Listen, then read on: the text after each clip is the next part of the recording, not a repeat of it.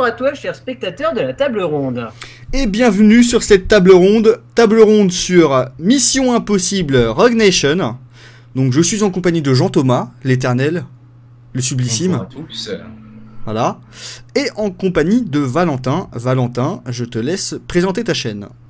Eh ben jure, alors ma chaîne c'est celle des chroniques du cinéphile. Alors c'est vachement bien parce qu'il y a plein de vidéos dessus, sur plein de films. Et puis voilà, c'est beau, c'est gentil, c'est bien, il y a de la convivialité comme on l'a dit sur ma chaîne. En plus, il a rencontré Gaspard Noé. Et voilà. Oui, bon, oui, ça c'est un détail ça. Ah. Les C'est pâtes, un point de détail. les pâtes et le gruyère râpé, messieurs. Attention. Donc on va commencer tout de suite. Hein. Yes. Petites impressions. Donc qu'avez-vous pensé globalement, messieurs, de Mission Impossible Rogue Nation? On va commencer par toi, Valentin. Vas-y.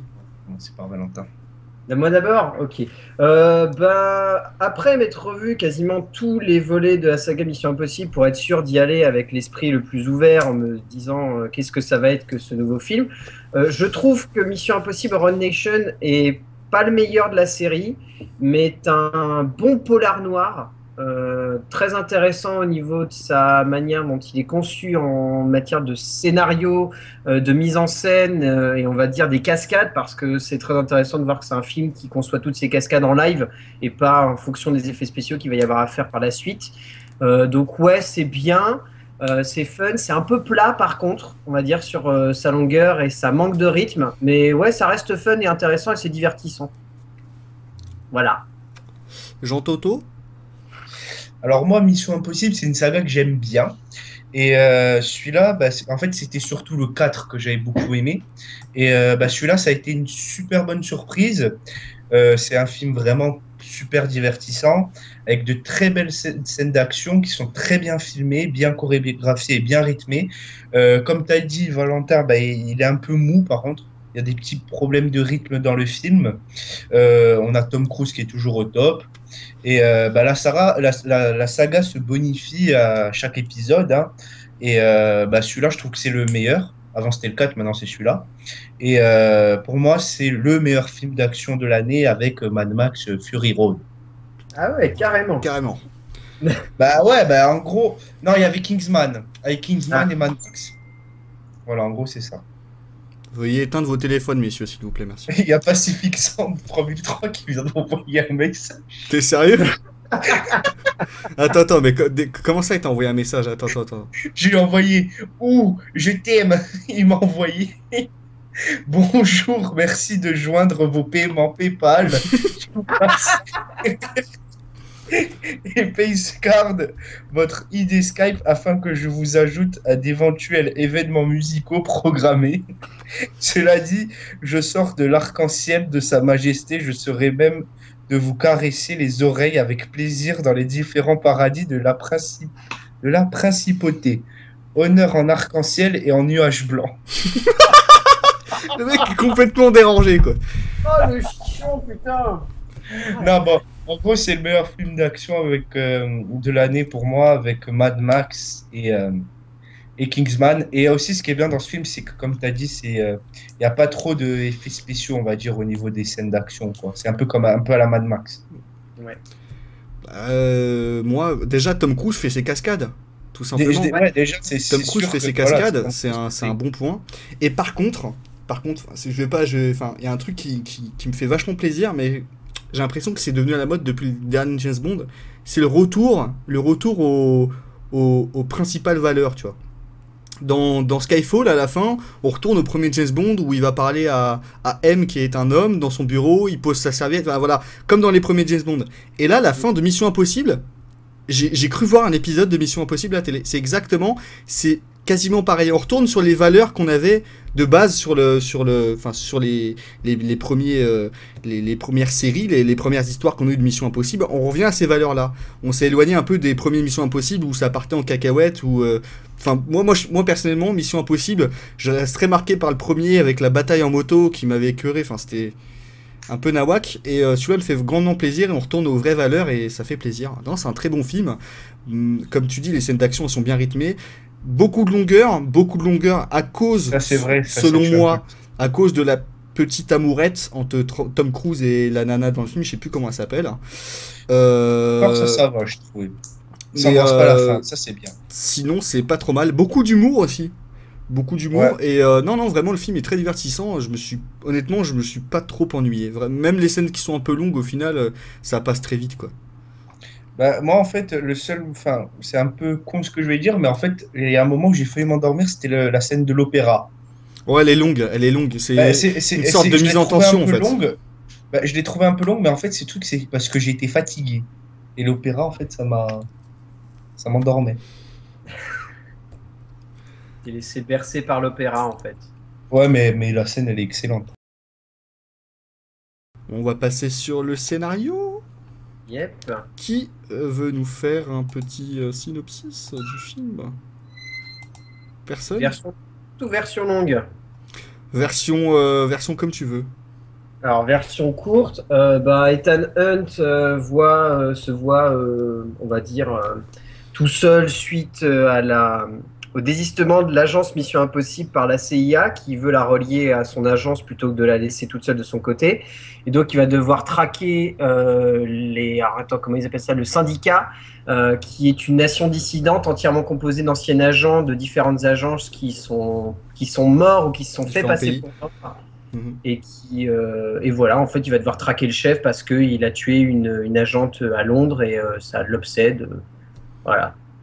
C'est vrai que sur la base, quand même, ça fait un peu le mec qui est juste obsédé parce qu'on a buté une agent. Ouais, c'est genre l'impuissance, quoi.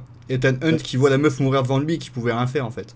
C'est ça, voilà. Mais le syndicat, il le traque depuis un moment, donc ça l'obsède aussi, hein. Dans les autres épisodes, on en parle déjà du syndicat, il me semble, non? Ouais, c'est vrai que ça donne un petit peu cette impression-là qu'on risque d'avoir avec Spectre sur le prochain James Bond, cette espèce d'agent qui est uniquement obsédé par une agence qui entoure le monde et qui semble le diriger avec une espèce de main d'ombre. Et de ce point de vue-là, c'est assez intéressant de voir le syndicat, donc qui, alors je crois, ne fait absolument pas partie de la série télé.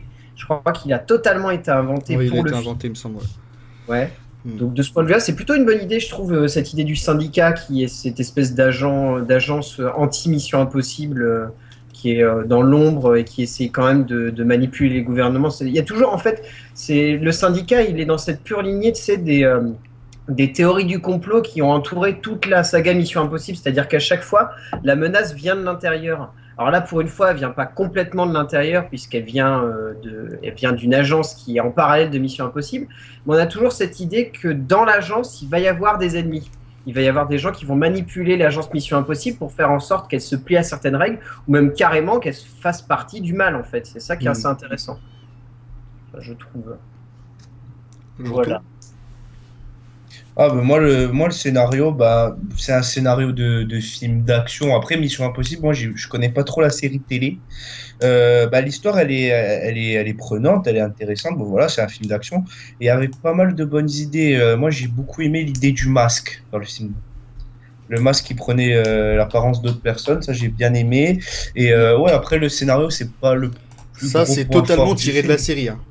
Ouais, la série, je la connais pas. La série, en fait, franchement, je la connais pas. La scène qui m'a vachement marqué, c'est quand il essaye le masque, et en fait, t'as un plan où il est en train d'enfiler le masque, ça tourne dans son dos, et au moment où il est dans son dos, t'as un reflet, et tu vois l'acteur, il a directement le masque, et comme si c'était déjà prêt. Exactement comme dans la série, et je trouve que c'est un clin d'œil sympa, parce qu'ils auraient pu faire différemment. Au final, c'est tourné exactement de la même manière, tu vois. Après, je t'avoue, la série, moi, je la connais pas. Moi, je vu que les films, mais voilà, ça, dans les films, on l'avait pas eu avant. Il y avait plein de petites idées comme ça. Dans le scénario, l'idée de l'opéra, c'était vraiment bien. Voilà, après, le scénario, c'est pas le plus gros point fort du film pour moi, mais c'est pas un scénario. C'est pas un scénario pourri, quoi. C'est pas un scénario basique de film d'action. Ça va un peu plus loin, je trouve. Ça va plus dans le polar. Le film est beaucoup plus violent déjà. Ça c'est clair. Le film est beaucoup plus violent et voilà. De tous les scénarios qu'il y a dans les Missions Impossibles, je pense que c'est lui le meilleur. Mais c'est pas le plus gros point fort du film. Hein. Ouais, non mais t'as raison, ouais, c'est ça. Et ce qui est bien, c'est que il me semble que dans le précédent, c'était plus axé film de casse un peu. Ouais. Et là on passe. On passe plus sur de l'action. Il y a une petite scène de casse, mais qui est. Au final, c'est pas le plus important du film. Et c'est vraiment que c'est vrai que le film est bien, enfin, comment dire, il est bien axé sur, ok, comment le mec anticipe tout ce que tu vas faire, comment tu vas faire pour réussir à le surpasser en fait. Au final, ils arrivent très bien. Et c'est là que le dénouement, je te dis, me fait vachement penser à la série Mission Impossible, quoi. C'est exactement la même chose. Non, mais le film est très bon, le scénario, il n'y a rien à dire. Le seul petit reproche au scénario, il y a des scènes qui sont un peu trop faciles. Ça manque d'explication. Du genre, ils vont... Enfin, ils sont censés ne rien connaître sur le... Comment dire, sur le casse. Et genre, la nana, en fait, elle sait tout, mais elle pose les questions. Genre, ah ouais, bah, alors, comment on va faire pour rentrer? Et après, au final, elle commence à te dire, ah bah en fait, là, il y a une conduite d'eau, donc on peut rentrer par là. Au lieu de le dire directement, non. Elle les laisse eux deux réfléchir. Donc Tom Cruise et... Putain, j'ai oublié le nom d'acteur, je suis un malade. Simon Pegg. Exactement. Elle les laisse tous les deux réfléchir pour arriver à la même conclusion qu'elle, en fait. Alors qu'elle connaissait déjà le passage, c'était le seul, c'est la conduite d'eau sous haute pression, quoi. Ouais, mais ça, Ouais. c'est pour faire passer le côté manipulatrice. Et à ce moment-là, on est encore dans l'idée, est-ce qu'elle marche vraiment avec le syndicat? Est-ce qu'elle est avec avec les mecs de Mission Impossible? Est-ce qu'elle est Ça avec... c'était pas mal dans le scénario, ça. C'est le truc que tu sais pas dans quel camp elle est réellement. Bon, après, tu t'en doutes bien à la fin ce qui va se passer, mais je trouvais que c'était pas mal, ça, le traitement du personnage de la femme. Je En sais plus tout comment elle cas, s'appelle. on sait que la femme, c'est Lisa, non? Je sais plus Lisa comment elle Faust, s'appelle. non? Euh, Ilsa Faust. Ilsa c'est ça. Faust, ouais, je crois que c'était Lisa, moi. Je sais plus ce que j'allais dire, du coup. Ouais, en tout cas, il y a un truc qui est sûr, c'est qu'on sait qu'elle, elle fera partie de l'équipe plus tard. C'est quasiment sûr. Ah oui, là oui. Ah oui, oui. Mais c'est bien, le personnage est vraiment intéressant. Pour une fois qu'on a un personnage de femme forte dans un Mission Impossible, c'est surprenant, quoi. Parce que Ouais. dans le Ouais. 4, c'était Paula Patton, mais elle n'était pas forcément femme forte, elle était plus montrée comme une femme qui cédait facilement à ses émotions. Là, le personnage de Isla Faust est vraiment proche d'un alter ego d'Ethan Hunt, et ça pourrait presque, tu vois, donner lieu à une suite si jamais ils arrêtaient de mettre le personnage d'Ethan Hunt parce qu'ils y réfléchissent. Ça pourrait presque donner lieu à un spin-off où tu aurais uniquement le personnage d'Ilsa Faust avec des membres du gouvernement anglais qui créeraient eux-mêmes l'agence Mission Impossible. Enfin, une agence Mission Impossible anglaise, ça pourrait presque marcher, quoi. Bah là où tu vois qu'elle est quasiment clairement son égale, c'est à la fin quand elle se bat contre l'un des sbires là, toute seule en fait. Elle est toute seule, elle le bat toute seule en fait.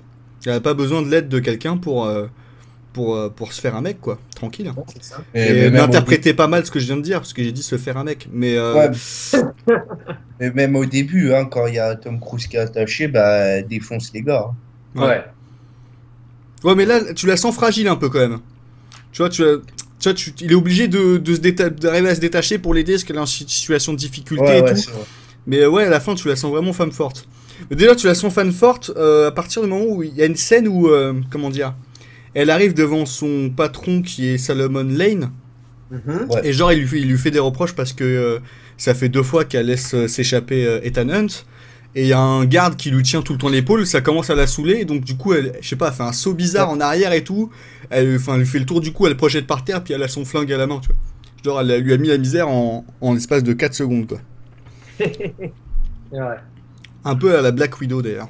Oui, c'est vrai. Ça fait bien penser à la scène d'ouverture de Black Widow Ce dans qui m'a fait Avengers. penser à ça, c'est que comment dire, sa technique, enfin, elle fait souvent la même chose par contre. C'est toujours genre saut de cuisse entre ton cou, elle est sur ton dos, elle te projette par terre, ou c'est à peu près toujours la même chose. Même la fin, ça se finit à peu près comme ça, quoi.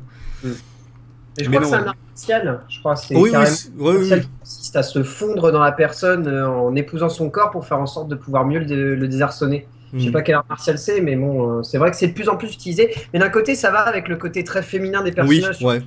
Mm. Tu l'as placé toi-même du doigt dans Avengers. Black Widow se sert de ça parce que c'est sensuel, parce que ça a quelque chose de presque érotique dans la manière dont elle se déplace. Et puis là, c'est pas du tout anodin. Le personnage est ultra érotisé dans le film. Oui, dans oui, bien sûr. c'est- Bah surtout la scène du théâtre. À la scène du Ouais. théâtre, elle s'apprête Ouais. à tirer. Alors elle s'apprête à tirer avec son fusil.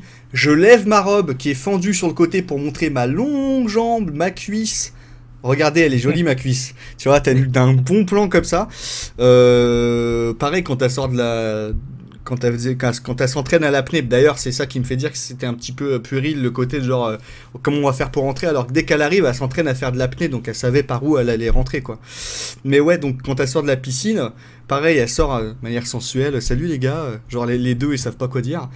Ouais, c'est ça. Non, mais scénaristiquement, il y a pas grand-chose à dire, c'est juste, bon, quoi. Bah après, on peut... Ouais, franchement, c'est vraiment un bon scénario de film d'action. Moi, sur le scénario, en tout cas, j'ai pas de reproches, quoi, sérieusement. Attends, il y en a toujours à trouver des reproches au niveau du Ouais, scénario. moi je trouve qu'il y a juste des scènes qui peut-être qui mettent un peu trop de temps alors qu'on peut vite les expédier. Et le film, il est un peu mou des fois, quoi. Surtout la deuxième partie, des fois tu te fais un peu chier, hein. Hmm. Et Ouais. tu te fais chier 1 minute, après ça repart, t'es toujours à fond dedans. Il y a juste des fois où, boum, ça ralentit d'un coup. Moi, ce que je trouve le vrai problème du film, on va dire au niveau de l'écriture, c'est que on sent qu'il y a des scènes d'action qui sont très très bien écrites. On sent qu'elles sont vraiment bien foutues au niveau du rythme, même au niveau de l'écriture, au niveau des dialogues, au niveau de la répartie entre les personnages. Et après, on sent qu'il y a des moments où ils savent pas comment relier deux scènes d'action.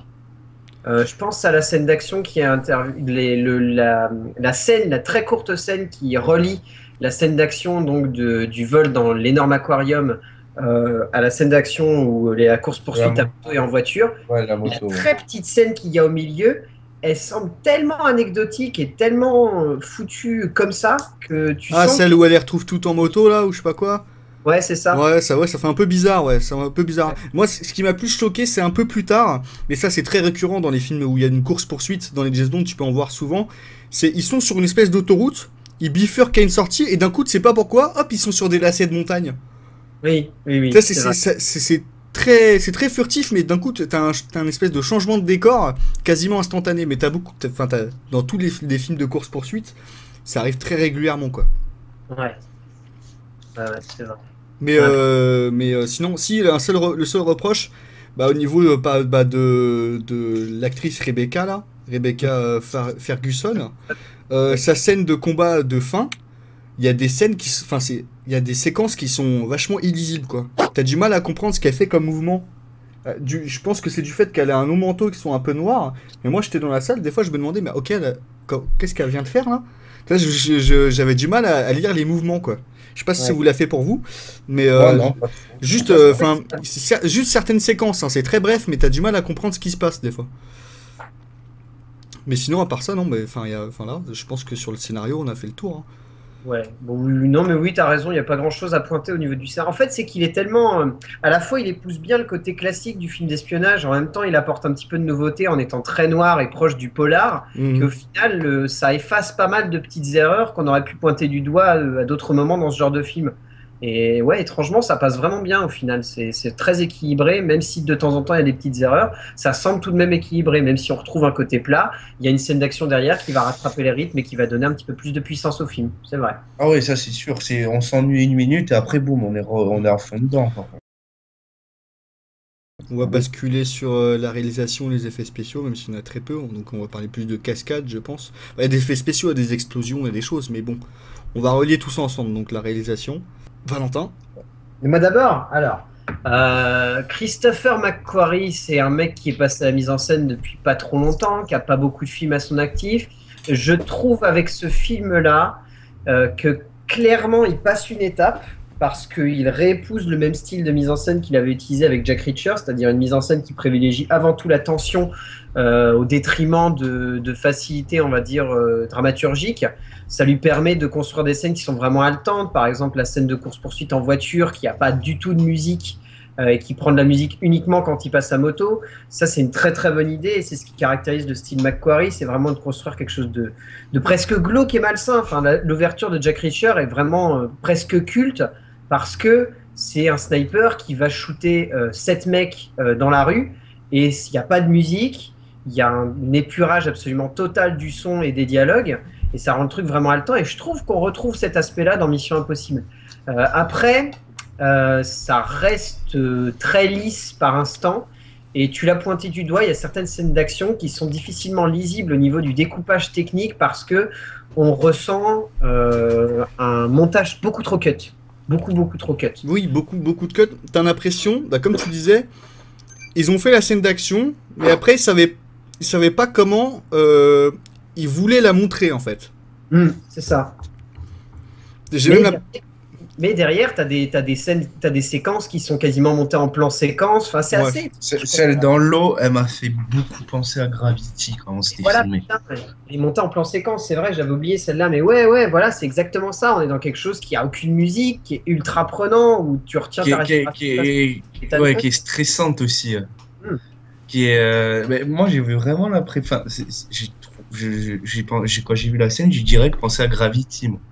Oui, Ah c'est ouais. vrai que c'est. Bah, le coup de. T'es entraîné par une force. Tu peux pas lutter contre elle, du coup tu le vois tourner, ouais, c'est totalement Gravity. Ouais. Ouais. Mhm. Ouais, mais et tout d'un coup, tu crois que c'est bon, et poum, il se prend le machin. La caméra elle continue à le suivre en Non, mais c'est vrai que conséquence. c'est vrai que la Après, scène, tu tu mets la repars- musique de Gravity dessus, ça peut passer. Hein. Tu La vois, petite tu musique vois de en tension vue- là, ouais. Ouais, mais même à un moment, tu vois même en première personne. Bon, c'est pas très long, hein. Quand tu vois en première personne, ça doit durer 2 ou 3 secondes. Ouais, quand il En essaye première d'ouvrir la porte et personne. qu'il perd conscience. Ouais. Mais après, moi, pour moi, la réalisation, franchement, je l'ai trouvé vraiment bien. Les scènes, bon, il y a vraiment celle qui m'a vraiment, on va dire, emballé, c'est celle dans l'eau. Parce que voilà, je pensais vraiment à Gravity. Scène de l'avion aussi, où il y a Tom Cruise, voilà, on a fait que parler de cette scène avant que le film il sort sur l'avion. Je trouvais que c'était super intéressant de mettre qu'un seul point de vue, juste la caméra. On reste sur le point de vue d'une seule caméra après on voit le mouvement où il y a l'avion qui décolle. Ça, je trouvais que c'était vraiment bien. Au lieu de faire des plans à droite, des plans à gauche, tu prends un seul plan dans l'avion en fait. Ça, c'était vraiment pas mal. Après, la scène de la moto, la course-poursuite, elle est très très bien. Mais j'ai pas trop senti, par rapport à d'autres films d'action, de scènes trop illisibles. Il y en a toujours un petit peu dans toutes les scènes d'action. Mais par rapport à d'autres films d'action qu'on a, je trouve que ça va, quoi.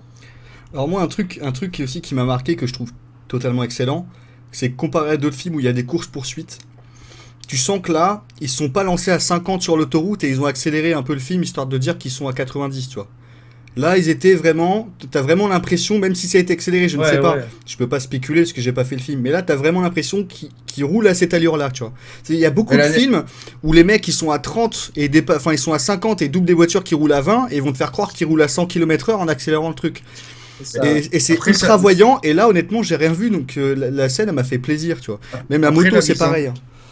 La mise en scène, elle accentue ça parce que la mise en scène elle est très très nerveuse et les points de caméra que prend enfin où il place sa caméra dans la scène, ça accentue cet effet de réalisme. Par exemple, des caméras un peu style GoPro accrochées sur la roue, tu vois, les trucs comme ça. Franchement, là, la scène, j'avais vraiment l'impression qu'ils étaient à 100 sur une autoroute, quoi. Mais ils étaient vraiment à 100 sur l'autoroute. Ouais. Et pareil, il y a un truc qui me fait plaisir, tu vois, parce que je parlais un peu de ce type caméra GoPro. Enfin, des mecs qui ont compris que c'est bon.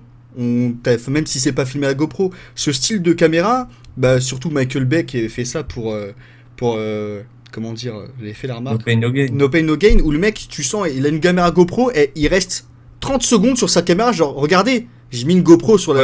Tu vois. Alors que là, ça va, c'est bref.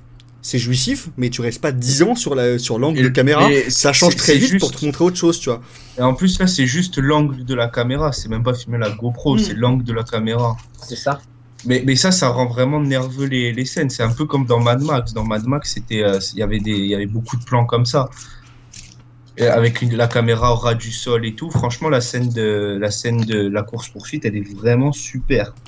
D'ailleurs, dans cette scène de la course-poursuite en moto, t'as une espèce de plan séquence où t'es derrière Tom Cruise, il suit la moto, et d'un coup la caméra passe sur la gauche, le dépasse, et j'ai trouvé ça super intéressant, tu vois, parce que tu te dis qu'ils sont à vive allure, et les mecs, au niveau, technique, ils se sont bien démerdés, tu vois, tu passes derrière le pneu, tu t'arrives à sa hauteur, tu le vois et tout, je trouvais ça vachement bien fait, et il n'y a pas d'effets spéciaux. Le film, il est super propre au niveau de ses scènes. Le film, il est vraiment bien réalisé.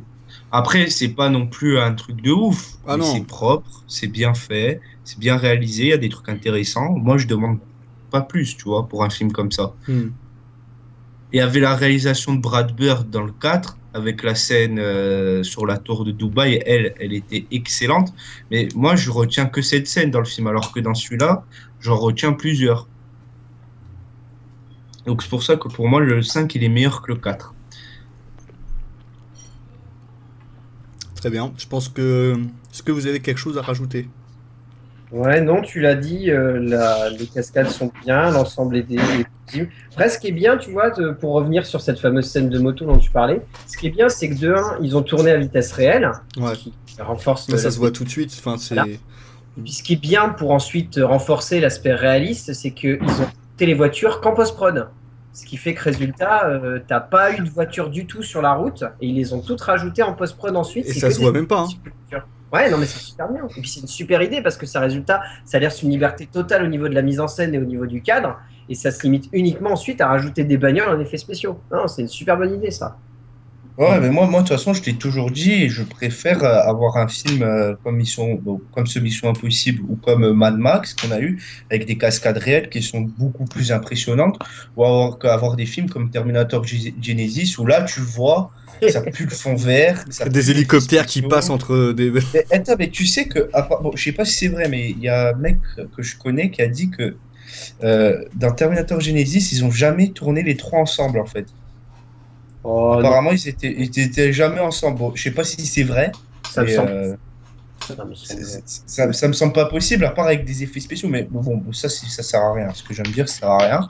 Mais voilà, je trouve que c'est beaucoup plus beau, beaucoup plus réaliste d'avoir des Non, mais scènes ils ont bien déjà tourné faites ensemble. avec Il y a des des scènes où ils belles sont en train de se cascades. parler, ils sont côte à côte. Ouais. Ouais, bon, on s'en fout, Terminator. Un film où ça pue les effets spéciaux, le fond vert, tu vois.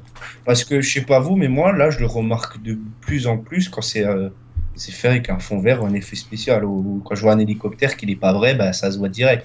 Non, mais c'est surtout, j'ai l'impression qu'en ce moment, dans la plupart des films, on a une technologie, bah, on va l'employer à fond, les mecs, on va plus se casser Ah les ouais, couilles. mais Hein. c'est ça, Et du coup, bah, ok, certes, il y a des trucs, c'est très bien réussi, mais quand on fait trop, ça se voit.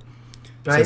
Ça se voit énormément. Et un Mission Impossible comme celui-là, où tu vois les cascades, bon, il y a quand même des petits trucages quand même, là, hein, mais c'est clair, c'est sûr. globalement, c'est vachement bien réussi. On emploie un minimum les effets spéciaux par ordinateur. Bah écoute, c'est super beau, il est nickel, il est propre le film. Hein. Non, Il y a rien à dire. Le film, il est super propre. Imagine un Mission Impossible où, par exemple, la première scène avec l'avion, c'était pas un vrai avion. Ça aurait été pourri. Ça aurait été moche. Ça aurait été moche, tu vois. Alors que là, bah voilà, Non, moi si j'aime tu veux bien pousser ce le vice, film. tu dis imagine la même scène d'action avec Sylvester Stallone dans Expandables. Et là, tu sais que la même scène, elle est moche. Tu vois. Ouais, mais tu vois, moi j'aime bien ce genre de film qui est un peu à l'ancienne. Tu vois. Ouais. Non, moi Pour je ça suis que totalement d'accord. oui, mais Et c'est pour ça que, enfin tout à l'heure je vais en reparler, mais j'ose beaucoup la comparaison au niveau visuel, cascade, tout ça, avec un James Bond. Oui, non, mais oui. Et d'ailleurs, t'as Après, plein de scènes. T'as une scène, ça m'a fait penser à James Bond et à Batman en même temps. T'as une scène, alors je sais plus, il y a une espèce de musique un peu genre avec des petits trucs, ça m'a fait penser à du Nolan où il est, enfin je sais plus, je crois que c'est quand il est dans le théâtre, il y a juste une musique qui descend, il y a pas trop de lumière. Je sais plus, Ouais. je sais plus. Ah non, c'est à la fin, je crois qu'ils sautent quand ils sont dans les égouts, enfin je sais plus. Enfin, il y a cette scène là où vraiment ils sautent et vraiment t'as une petite musique, c'est un peu sombre éclairé par des petits spots. Et là, t'as cette petite musique-là. Vraiment, ça m'a fait penser à un James Bond. Vraiment. Et là au fur et à mesure, quand on parle, les cascades, tout ça, c'est typiquement un James Bond. C'est pour ça que, quand je reparle on revient aux fondamentaux des premiers films, c'est totalement ça. La fin, c'est ça. Skyfall, la fin, c'est exactement la même chose. On revient aux premières valeurs, aux valeurs, personnellement, moi, des trucs que j'apprécie beaucoup. Et ça se ressent, et du coup, je pense que les gens ont dû apprécier. Moi, en tout cas, j'ai apprécié. Ah oui, le film est super bien noté par la presse. Et puis il vient de faire 1 300 000 entrées en une semaine, donc oui. Tranquille. Bien. Je pense que bien. On va passer sur musique ou personnage. Vous voulez quoi d'abord? Vas-y. On regarde les personnages pour la fin? Yep, allez, c'est parti. Allez, bon, on va passer sur la musique alors. Valentin. Joe Kramer. Joe Kramer, qui est connu pour avoir surtout fait des BO de seconde zone, sauf celle de Alien Resurrection, donc ce qui est plutôt pas mal. Alors, bon, déjà pour parler rapidement de la reprise du thème de Mission Impossible, il fait un boulot extra. Enfin, je trouve la reprise du thème de Mission Impossible vraiment excellente.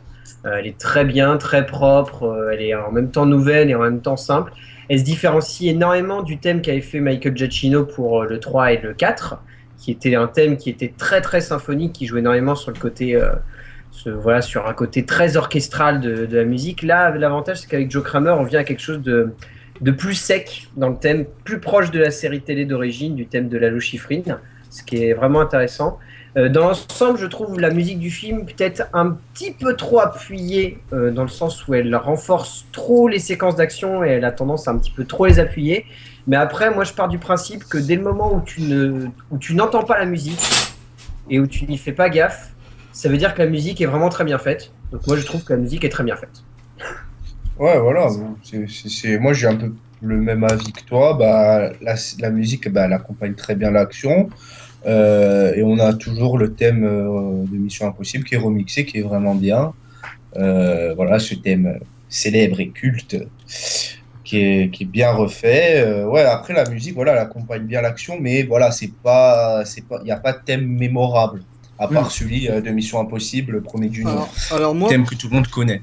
Alors moi j'ai retenu deux musiques, bon évidemment le thème de Mission Impossible, je veux dire je peux pas passer à côté, c'est comme si t'allais voir Harry Potter et que tu dis ah bah j'ai pas entendu la musique d'Harry Potter, c'est pareil, voilà c'est un thème, c'est Mission Impossible, tu peux pas ne pas le reconnaître. Par contre, t'as une autre musique qui est extrêmement récurrente, la première fois que tu l'entends, enfin tu peux pas dire que c'est la musique faite pour le film, c'est quand ils sont dans le théâtre. T'as la scène de théâtre où les mecs chantent et t'as cette musique, c'est na na na na na na na na. Tu vois, le mec il chante, en gros, voilà, il fait son théâtre, donc c'est une musique très connue, je sais plus c'est quoi le nom. Et en fait, à ce moment-là, où quand le mec chante cet opéra, cette musique, il voit la nana. Il la voit qui s'apprête à tirer. Donc Tom Cruise revoit la fille qui l'a libérée. Genre, en gros, c'est un ange. Voilà, tu sens que bon, ça sent l'amour, quoi. Et en fait, après, à chaque fois dans le film qu'il va rencontrer la fille, si vous avez l'occasion de réécouter le film, de revoir le film, vous verrez, il y a un remix de cette musique, je me rappelle plus du nom de la musique, mais bon, je rechercherai sur internet, et un remix où t'entends cet air na na na na na na na na na na na na na na na na. Bref, na na na na. Je chante trop bien, je sais. Bref. Et donc t'as un remix de cette musique à chaque fois qu'il va voir la nana. Et c'est très, comment dire, c'est très effacé.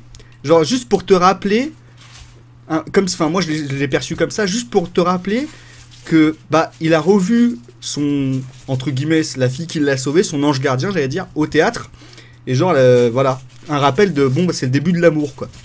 Ouais. Alors je crois que, si je me plante pas, je crois que c'est le thème de Solomon Lane qui revient à ce moment-là. Je crois, je suis pas sûr, ça sera réécouté, mais je crois que c'est celui-là. Ouais, peut-être. Mais en tout cas, cette musique, ouais, c'est la musique qui chante au théâtre et tu la réécoutes tout le temps. Donc c'est un opéra, je sais plus, j'ai pas le nom en tête, mais elle est très récurrente et j'ai remarqué surtout quand il est en compagnie d'Isla Faust. Ouais. Voilà. Sinon, ouais, la musique est irréprochable, hein, y a rien à dire. Hein. Puis surtout. Ce qui est très drôle, c'est que bon, ça doit dépendre de la salle de cinéma, mais à mon avis, pas trop non plus. Mais le thème de Mission Impossible, dès qu'il commence dès le début, c'est pam, pam, pam, pam, pam, pam. Mais version, c'est pas agressif comme dans les premiers où c'était totalement électronique. Là, tu sens qu'il y a des instruments, il y a du violon, il y a des percussions. Et les percussions sont très bien faites. Et du coup, direct, c'est hop, allez, on est là, on lance Mission Impossible, regarde mon gars, ça va déchirer. Et hop, ça part, pam, pam, pam, pam, pam.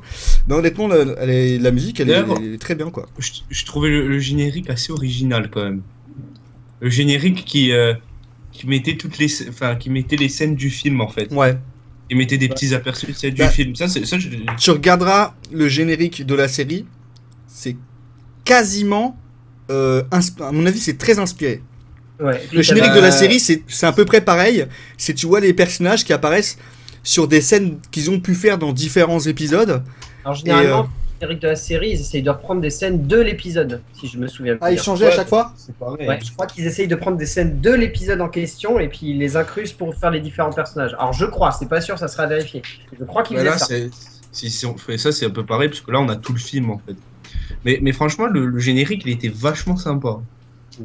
Mais il y avait la même chose pour le 4, je crois. Je crois. Je me rappelle plus. Je crois qu'il y avait la même chose pour le 4. C'était le même type de générique. Un petit peu plus CGI, dans le sens où c'était pas juste des extraits des films. Et il y avait je crois qu'il y avait une mèche qui passait au milieu des différentes... Ouais, c'était juste la mèche qui passait, là. Ouais, c'est ça. Puis tu avais la mèche, puis tu passais entre les séquences du film, et c'était des séquences qui étaient elles-mêmes retravaillées en effet spécial. Genre, ils remettaient en 3D les différents décors pour redonner une nouvelle perspective au plan. Donc, c'était un petit peu plus travaillé. Non, là, oui, tu as raison, Andy, on est vraiment sur un retour aux sources, dans le sens où c'est vraiment un générique à l'ancienne.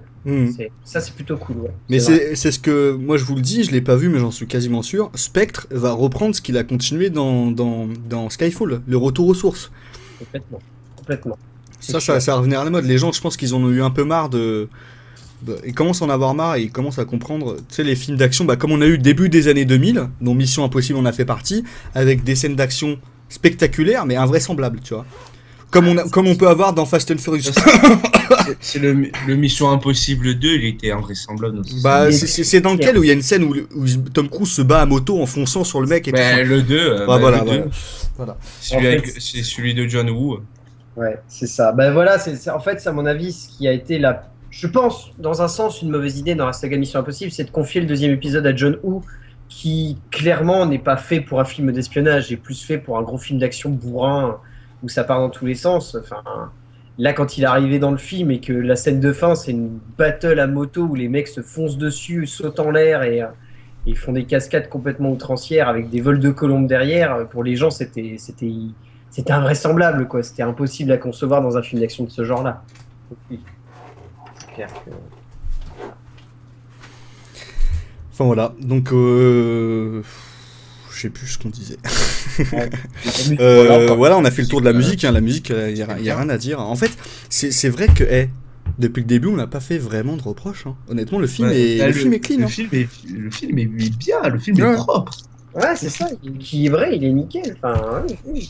Comment tu peux faire d'approche un film qui est équilibré? Pas possible. C'est comme faire des reproches à Mad Max, hein, c'est pas possible. Hein. C'est ça. Parlons de très mauvaise foi. Parlons des personnages, messieurs. Yep. On va pas parler de Tom Cruise. Lui, il n'y a plus besoin de dire grand-chose. Tom Cruise, il joue du Tom Cruise. Il est au top. Par contre, Tom Cruise, enfin voilà, c'est Tom Cruise, il joue du Tom Cruise. Le mec, quand il jouait c'est Jack Reacher. Yep. Voilà, il joue. En fait, j'ai vu la même personne. Hein, c'est pareil. Hein. Il parle pas. Quand il parle, c'est du Tom Cruise. Tom Cruise, la dernière fois où je l'ai vu vraiment jouer, je crois que c'est dans Rain Man. Ah oui, quand même, ça remonte à loin. Ouais, vraiment, où j'ai vu un autre personnage que Tom Cruise à l'écran, tu vois. Il jouait quelqu'un, tu vois. Là, Tom Cruise, il joue... c'est la tête de Tom Cruise qui fait des cascades, hein, c'est bien, mais il est toujours enfermé un peu dans le même rôle, hein, selon moi. Mais après, les autres, Jeremy Renner... un peu effacé. Ouais. Honnêtement, je pense que comment dire...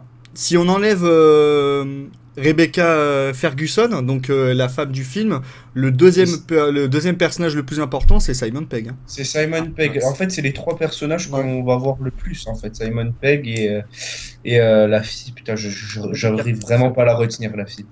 La fille, et Tom Cruise. Parce que Jeremy Renner et... comment il s'appelle, l'autre? Putain, je retiens vraiment pas les noms. Baldwin, non? Ouais, voilà. Le Black. C'est Vig Rames. Vig Rams, ouais. Ouais, sinon, eux, ils sont vraiment effacés, quoi. Ah oui. Ça va. Ils sont effacés, mais bon, ça gêne pas, tu vois. Ouais. Ils ont quand même leur importance dans le film. Peut-être qu'on les voit moins à l'écran, mais ils agissent quand même, tu vois. Ça aurait été con qu'ils fassent rien dans le film. Par contre, seul bémol, pour moi, Alec Baldwin, le mec, je le trouve pas crédible. J'ai l'impression que le mec, il dirige les G.I. Joe quand il parle. Non mais c'est vrai. Ça, c'est complètement ça, en plus. J'ai l'impression que voilà, il parle des G.I. Joe et j'ai l'impression qu'il y a Shedrick Tatum qui va arriver tout de suite après quand il parle. Je le trouve vraiment pas crédible. Bah, il marche pas trop en patron de la CIA. Après, à Ouais. voir si, s'il va marcher en patron de l'agence Mission Impossible. Mais ouais, là, c'est sûr que Alec Baldwin, ça a jamais été un très grand acteur de toute façon, hein. Il a jamais Ouais. su imposer des performances vraiment impressionnantes. La seule fois où il était vraiment bon, c'était dans la série 30 Rocks. Mais Ouais. là, il a un rôle comique. Mais sinon, ouais, tu regardes la plupart des films de sa carrière, enfin, il est pas très très bon, quoi. C'est limite, ses frangins sont pas meilleurs que lui, quoi. Hmm. Alors que putain, ces frangins, ils sont supposés être des acteurs de seconde, voire de zone tertiaire, quoi. Tertiaire. Ah ouais, mais ouais, Ouais. lui, par contre, le méchant, donc le méchant, il a des expressions au niveau de la tête, enfin du visage. J'ai trouvé qu'il était super bon, le méchant. Il fait très froid. Il fait Ouais, extrêmement au froid niveau en de son fait. jeu d'acteur, à un moment, quand euh, il doit. Putain, attendez, excusez-moi. Ouais. En fait, il faut que j'aille boire là. Donc, vous avez 2 secondes. Mais ouais, Sean Harris, Continuez à parler, j'arrive. Sean Harris, c'est un acteur qui est putain de doué, mais qui a eu des choix de carrière qui étaient assez étranges. Enfin, par exemple, tout le monde l'a détesté dans Prometheus. Tu regardes Prometheus, la plupart des gens, quand ils retiennent Sean Harris, c'est le connard avec ses petits louveteaux qui fait chier et qui raconte que des conneries et qui à la fin nique tout le monde en se transformant en zombie. Mais là, ouais, je trouve que dernièrement, Sean Harris, il fait des très bons choix de carrière. Enfin, on l'a vu dans plusieurs films, au-delà de Mission Impossible Rogue Nation. Et non, il a vraiment une. Mais déjà, il a eu de gueule, ce mec. Ouais, il a une bonne gueule, ouais. Il a une bonne gueule. Il a une gueule qui fout les jetons de base. Et moi, dernièrement, dans les films dans lesquels je l'ai vu, où il m'a vraiment marqué, c'était Délivre-nous du mal. Je l'ai pas vu. Je l'ai pas vu. Où il jouait un des méchants. Et puis, ouais, il y avait Prometheus, mais alors là, tout le monde l'a détesté. Mais sinon, ouais, c'est un acteur qui a fait des choix de carrière assez étranges et qui, à chaque fois, arrive tout de même à se frayer un chemin en livrant des performances qui marquent, quoi. Quand on regarde les films où il est dedans, on le garde en tête, quoi, Sean Harris. Après, Pas retenir son nom. le seul bémol, moi je trouve qu'il est super bien joué, mais pour accentuer un peu le personnage et la peur qu'on pourrait avoir de ce personnage, il aurait mérité d'avoir un peu plus de temps de vue dans le film. Tu vois, parce qu'au final, c'est très vite coupé, et du coup, tu oublies que le personnage. T'arrives à oublier pendant le film que le personnage, bah, il prévoit tout, et il t'anticipe, et attention, il est là, quoi. T'as peur, tu sais pas comment faire pour le battre. T'oublies ça, en fait, pendant le film. T'as du mal, parce que tu le vois pas assez. Et le peu de fois où tu le vois, ah oui, c'est vrai que quand même, c'est un méchant, et vraiment méchant, tu vois. Et ben, on touche typiquement au syndrome du méchant de Mission Impossible 4. Exactement pareil, c'est-à-dire que le méchant supposé faire peur, mais on le voit quasiment pas. Donc on va prendre un acteur qui a vraiment de la gueule et qui genre fout les jetons à 10 km à la ronde, parce qu'on sait que notre personnage, et ben encore une fois on pointe un autre point négatif, il n'est pas très très bien écrit au niveau du scénario, et donc il faut absolument renforcer cette idée que c'est une espèce de grand Manitou qui peut nous défoncer la gueule, quoi. Bah, Et donc qu'est-ce qu'on fait? On prend un putain d'acteur qui a une vraie gueule de cinoche et ça rattrape les erreurs de scénario ou de mise en scène qui ne mettent pas assez dans Après, les c'est très minime, hein, c'est très minime, mais ça peut se remarquer. Après, je pense que ça aurait été un autre acteur qui avait pas une prestance, même un visage, parce que son visage, avec les lunettes, il fait extrêmement froid, presque aucune expression. Le mec, il peut t'insulter ou te dire bonjour, il aura la même expression de visage, et c'est ça qui est terrifiant dans son personnage, en fait. Ouais, en fait, le personnage, il fait vraiment peur quand par son regard et son expression du visage. À un moment, il fait un truc avec sa bouche ou ses yeux. Et le mec est très expressif, en fait, par le visage sans rien dire. Voilà. Ouais. Et c'est là, c'est un truc très intéressant, c'est que le mec, comment dire, tu le vois pas vraiment bouger, en fait, il est très froid, voilà. Et à la fin, presque pas. voilà exactement, et à la fin, quand il voit qu'il commence à être battu, là d'un coup, il change. Là, tu vois de la colère, de la frustration sur son visage, tu vois qu'il n'arrive pas, oh mince, je suis démasqué, mince, comment il sait ça? Mince, il m'a devancé. Tu vois, tu le vois tout de suite, parce que le mec, pendant tout le film, il est extrêmement froid, et il a quasiment aucune expression. Et donc, ouais, tu le remarques tout de suite, alors que, ouais, pendant tout le film, il n'a pas d'expression. Du coup, c'est ça qui te fait peur, tu vois. Et là, tu le sens, tu vois la faiblesse du personnage. Franchement, le méchant est vraiment bien joué. Il est bien joué. Après, comme je disais, je t'étais pas là, Janto, il aurait mérité un peu plus de temps de présence dans le film, parce que... C'est vrai que le méchant, on le voit vraiment pas beaucoup, et il fait pas grand-chose, en fait. Non, mais du coup, comme je disais, vu qu'il est souvent absent de l'écran, t'as tendance à oublier que c'est un méchant qui fait peur, Ouais, qui c'est a vrai. une certaine présence et qui. Enfin voilà, qui. Comment dire, il aurait fallu le rendre plus. Comment dire, je perds mes mots. Plus présent à Ouais, l'écran. plus de présence, ça aurait donné un peu plus de ton, un ton dramatique au film. Te dire que le méchant est, enfin, il peut tout faire et t'es, comment dire, t'es impuissant, tu vois. Là, le fait que tu le Ouais, vois moins, comme je disais, t'as tendance à voilà. oublier ça, quoi. Ouais. Complètement. Non, Simon Pegg, qu'est-ce qu'il est drôle, putain. Ah, putain. Mais Simon Pegg, je pense que même moi, je le préfère à Tom Cruise. Hein. C'est normal, c'est le plus attachant des personnages en fait du film. C'est clairement, ouais, c'est vraiment le plus attachant des personnages. Mais là, pour une fois, comparé aux autres épisodes, j'ai l'impression qu'il passe moins pour un agent un peu pourri. Puisque pour moi, dans les autres épisodes, c'est un peu le mec qui trifouille son ordinateur, terminé. Là, il fait quand même plus de choses. Complètement. Là, il joue à Halo 5 sur Xbox One. Ouais, Oui, la petite j'avoue. promotion. Enfin, avec un ordinateur Dell et des écrans Dell. Hein. Ouais. Voilà. Ouais. Ah oui, aussi, bon bah, puisqu'on parle de placement de produit, le plus gros placement de produit. Donc les motos, ce sont toutes des BM. Hein. Voilà. Ouais, les voitures. Et les voitures des héros et des méchants, ce sont des Toutes BM. BM. Voilà. Mais c'est pas extrêmement choquant.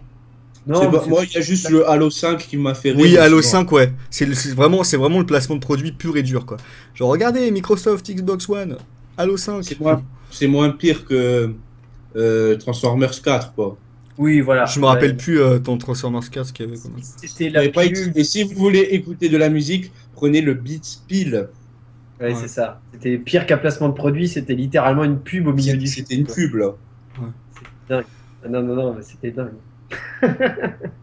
Si, moi j'avais un dernier personnage, le briseur d'eau, là. Je sais pas comment qui joue ce personnage-là. Oui, attends, je vais te retrouver ça. Comment que tu t'appelles, toi, tête de fesse Non, mais oui, ce mec-là, mais c'est vrai que pareil, je trouve au niveau des méchants, mais là c'est un constat général, ils ont tous des gueules, mais t'as l'impression qu'ils peuvent te péter Ah, le. lui, pour le coup, il a une gueule, mais par contre, il pourrait faire méchant dans Expandables, ouais. Sinon, Ah oui, Ouais, il a bon. vraiment une gueule de méchant parce que je suis méchant, quoi. ouais, voilà, il c'est joue- ça. Mais il a Avec, une tu gueule. sais, attention, regarde, j'ai un accessoire de méchant. J'ai ma bague. Regarde ma grosse bague. C'est ma bague de méchant, je la tripote. Je me lèche le doigt pour l'enlever. Regarde, c'est ma bague de méchant. Il est toujours comme ça, il monte sa bague, genre, regarde, j'ai ma bague, je vais te mettre des coups de poing avec ma grosse bague et tout. Voilà, c'est son accessoire de méchant en fait. Ouais. Alors l'acteur s'appelle Jens Hulten et son personnage s'appelle Yannick Winter. Ouais, c'est ça. Yannick Winter. D'ailleurs, là, pourquoi je le vois pas non, sinon, enfin bref. Voilà, mais sinon, après les personnages, je vois pas. Les autres, ils jouent globalement très bien. Hein. Les acteurs jouent bien dans le film. Hein. Et les personnages sont bons, même si il y a toujours Jeremy Renner et l'autre qui sont un peu.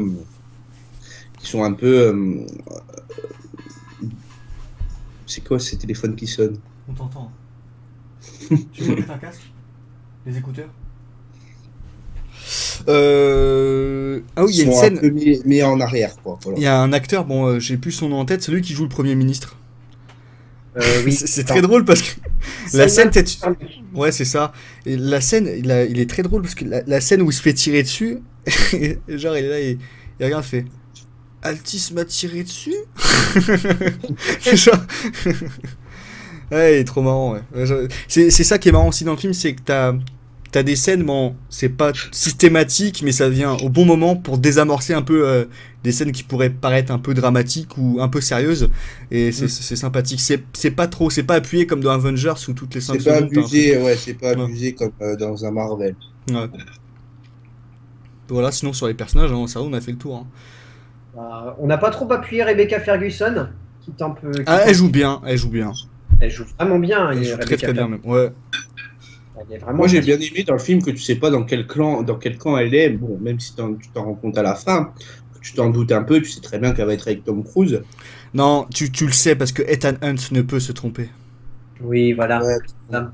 Ouais, mais bon, mais voilà, j'aimais bien ce truc de à un moment il est avec lui, après elle est avec Tom Cruise, ben en fait, non, elle est avec quelqu'un d'autre, tu vois. Après, il y a des trucs qui sont un peu sans. Moi, j'en reparlerai à la fin de ça. J'en reparlerai à la fin parce que tu m'as fait penser. Je vais le noter tout de suite. Mais du coup, enfin, vous avez quelque chose à rajouter sur les personnages, messieurs? Non, Ouais. franchement, non. On va Non, passer non. à une conclusion, hein, Yep. avec une note finale sur 20. Ouais. Ouh, c'est fait Voilà. extrêmement vite cette table ronde. On n'est pas beaucoup d'un côté. Hein. Ouais, mais elle est vraiment rapide. Hein. Bah, on est 3 et puis le film est bon, donc on n'a pas grand chose à dire, même si on trouve des choses. Hein. Du coup, Valentin, t'écoutes. Ouais. Alors, d'abord la note ou d'abord la conclusion? Oh bah la conclusion, voilà, c'est du suspense quand même. Bah, moi, résultat, je trouve que c'est un film d'action. Alors, pour reprendre mes propres termes, à la fin de la séance, j'avais noté. Je vais essayer de retrouver ça. Je trouve que c'est ingénieux et puissant, que ça a un scénario très bien ficelé, une mise en scène qui est dynamique et qui accroche, des acteurs excellents. Voilà, c'est de l'action pure et dure et c'est de grande prestance. Donc, ouais, moi, je lui mets un 16 sur 20 fastoche. Très bien. Jean-Jean, Toto, Mama. Alors, pour moi, bah, c'est avec Kingsman et Mad Max, les meilleurs films d'action. Il est dans le top 3 des films d'action pour l'instant de cette année. Moi, j'ai beaucoup aimé, c'était super divertissant. Mission Impossible, c'est une saga que j'aime bien en général. Celui-là, bah, c'est mon préféré, je trouve que c'est le meilleur. De très bonnes scènes d'action, bien chorégraphiées, bien rythmées, bien filmées, les cascades en réel, que ça, c'est un très gros point du film, un bon point. Après, des acteurs vraiment bons, un bon scénario de film d'action, pas un scénario bâclé de merde à la Expendables 3 par exemple. Et, voilà, quoi, c'est vraiment un bon film d'action qui se fout pas de ta gueule. Et donc, moi, je lui mettrais un 17 parce que je suis gentil et généreux. Très bien. Bah, quant à moi, très bon film, pareil. Bon film d'action. Des scènes d'action qui ne paraissent pas absurdes ou invraisemblables, même si elles pourraient l'être, comme un mec accroché à un avion qui décolle. Je veux dire, c'est beau, t'y crois. C'est pas du Expendables ou autre chose, ou du Fast and Furious, tu sautes d'un building à un building, enfin bref, on va pas reparler de Fast cette and merde. Furious 7, c'est de la merde. Voilà, on est d'accord. Donc voilà, c'est des très bons points, des bons acteurs, un bon scénario, une bonne intrigue, entre guillemets, parce que tu sais qui est le méchant dès le début, mais tu te demandes comment ça va se dérouler. Donc voilà, donc un bon scénario, un bon pitch. Et voilà, un bon film au final. Que Tom Cruise, il est très bon. Tout le monde est très bien en fait. Tout est beau, tout est joli. Ouais, il est bien, il est vraiment bien Tout est foutu. beau, tout est joli, donc je mets 16,5. Voilà, voilà. C'est C'est bien. la meilleure note de cette table ronde. Voilà, mention spéciale tout de même au téléphone portable de Tom Cruise qui a une batterie magnifique. C'est-à-dire que Tom Cruise, tu vois, il va en... C'est où qu'ils sont au début quand ils essayent de l'attraper? En Thaïlande, non? Un truc comme ça? Tout début? Il y a une scène de début où il pète un truc, il pète un appartement pensant qu'il est là. Ah oui, c'est... merde, c'est... Ah, je sais plus, c'est sur une île. Je sais plus. Oui, je crois qu'ils sont peut-être à Cuba ou un truc dans le genre, c'est un peu hispanique, il me semble. Voilà. Mention spéciale au téléphone, donc Tom Cruise est parti le placer là, hein, en attendant qu'ils arrivent. Et le mec, il a eu le temps de rentrer à Paris. Il est à Paris, le mec, et la batterie est toujours en marche. C'est pas faux, ouais, c'est vrai. Ouais. Téléphone du millénaire. Je pense qu'il y a des panneaux solaires, en fait, Ouais, c'est ça. sur le téléphone. Ouais, mais des panneaux solaires à l'intérieur, quand même, ils doivent pas Une capter. batterie externe. D'ailleurs, quand j'ai vu le téléphone, je m'attendais à un gros placement de produit. Au final, non. On voit que c'est un téléphone d'une certaine marque. Enfin, je le déduis, mais c'est très discret. C'est vrai. Nokia. C'est le mec qui pouvait pas s'empêcher de le dire. On n'est pas à la télé, on peut dire les marques, c'est bon. Donc voilà, cette table ronde est désormais terminée. Et puis, mais c'est vrai que je fais plus d'annonces maintenant. Et non. Eh non, c'est Charlie qui le fait à ma place. Pour participer à la table ronde, ça se passe sur la page Facebook et Twitter. Vous cliquez sur le lien du Doodle et vous renseignez les dates et les horaires proposés auxquels vous êtes disponible en précisant votre prénom et votre adresse mail.